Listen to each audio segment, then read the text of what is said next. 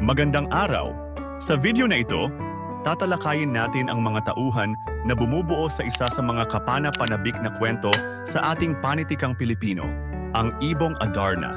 Kilalanin ang mga tauhang nagbigay kulay sa kwentong ito mula sa mahiwagang ibon hanggang sa mga prinsipe at prinsesa na nagpamulat sa atin sa kabutihan, katapangan at pakikipagsapalaran.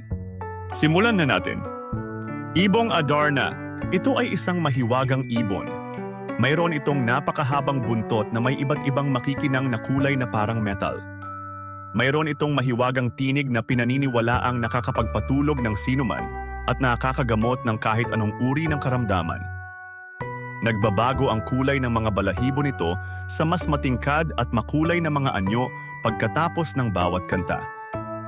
Pagkatapos ng huling awit, ito ay dumudumi at pagkatapos ay natutulog na nakadilat ang mga mata.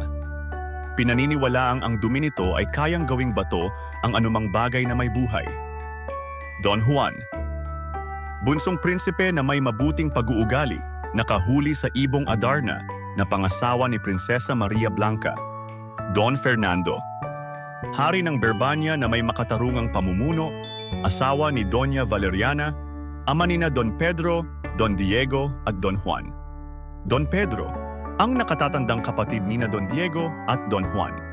Mainggitin, mahilig magtaksil at maghiganti, na pangasawa ni Prinsesa Leonora. Don Diego. Pangalawang prinsipe na madaling napapasunod ni Don Pedro, na pangasawa ni Prinsesa Juana na kapatid ni Prinsesa Leonora. Prinsesa Juana. Prinsesang iniligtas ni Don Juan mula sa higante, kapatid ni Doña Leonora, unang inibig ni Don Juan. Prinsesa Leonora. Muntik nang mapangasawa ni Don Juan, kapatid ni Doña Juana, ikalawang inibig ni Don Juan, na pangasawa ni Don Pedro at naging reyna sa Berbania. Maria Blanca, prinsesa ng Reino de los Cristales, may taglay na Mahika Blanca na tumulong kay Don Juan para mapagtagumpayan ang mga pagsubok ni Haring Salermo.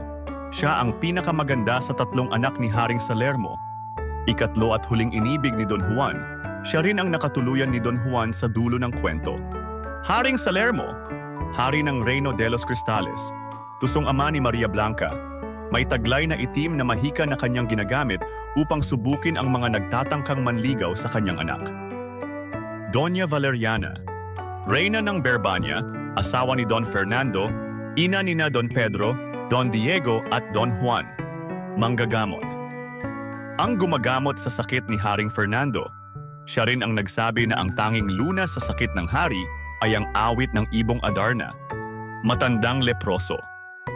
Minsang natulungan ni Don Juan na nagpayo sa binata na dumaan muna sa ermitanyo bago hulihin ang Ibong Adarna. Ermitanyo. Siya ang nagpayo kay Don Juan kung paano mahuhuli ang Ibong Adarna. Malaking agila. Ang nagturo ng daan at naghatid kay Don Juan patungong Reino de los Cristales.